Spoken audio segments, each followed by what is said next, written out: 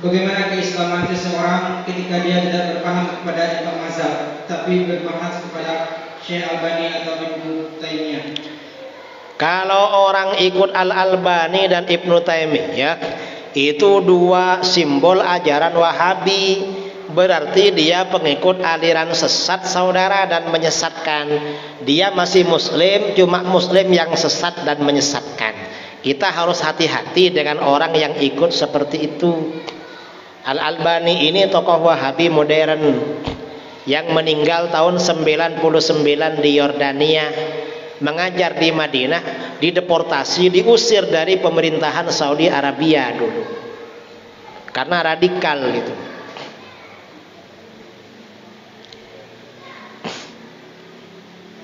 Assalamualaikum Pak Kiai.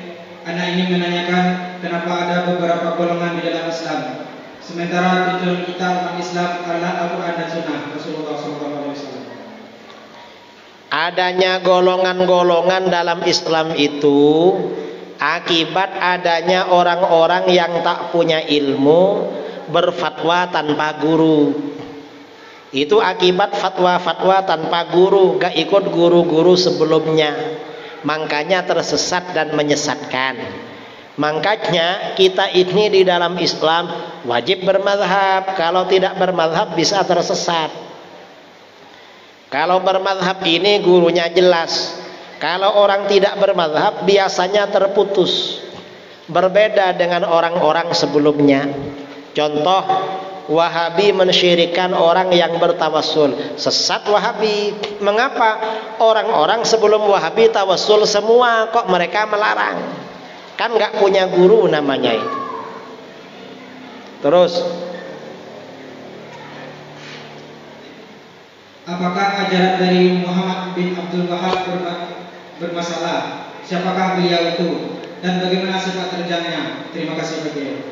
Muhammad bin Abdul Wahab ini lahir tahun 1111 Hijriah, meninggal tahun 1206. Dia menyebarkan ajaran Wahabi setelah ayahnya meninggal tahun 1143. Jadi Wahabi ini ke sekarang usianya berapa? Kira-kira 300 tahun. Dan Wahabi ini munculnya dari Najd. Dan Najd ini disebutkan di dalam hadis akan muncul tanduk setan. Dalam riwayat Imam Bukhari, Ra'sul kufri nahwul masyrik. Pokok kekufuran itu arah timur. Wa fiha yatlu'u qarnu syaitan. Dan di timur yang namanya Najd itu akan muncul tanduk setan. Siapa tanduk setan? Ya Wahabi. Mengapa Wahabi disebut tanduk setan? Hewan itu saudara kekuatannya ada pada tanduk. Saudara kalau punya kambing atau nonton rusa ya di video, atau apa namanya, banteng Afrika, kalau bertengkar itu kan tanduknya yang diadu. Nah, jadi hewan ini kekuatannya ada pada tanduk. Di zaman akhir kekuatan setan itu ada pada Wahabi.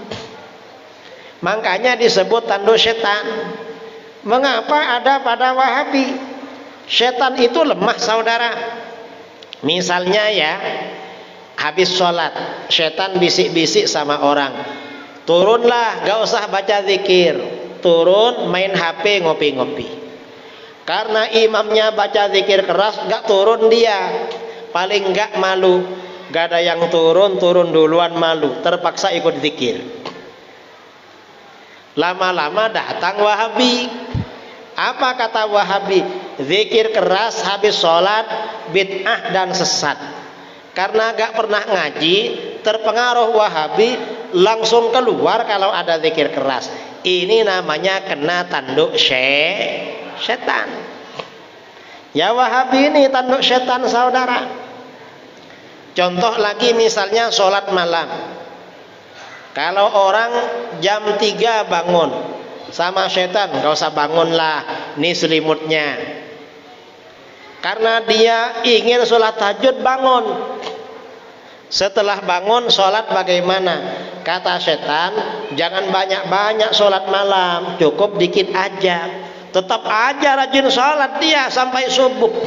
Sholatnya berpuluh-puluh rakaat. Datang Wahabi, tanduk setan. Apa kata Wahabi? Sholat malam paling banyak 11 rakaat. Lebih dari 11 haram dan bid'ah. Sholat taraweh paling banyak 11. Lebih dari 11 haram dan bid'ah. Akhirnya tarawehnya 11 rakaat. Jadi taraweh yang asli dari Khulafaur Rasyidin itu berapa? 23. Kena tanduk setan, tarawehnya menjadi 11. Betul? Di Minas tarawehnya berapa? Berarti kena tanduk setan. Wahabi itu saudara, gampang jadi tanduk setan.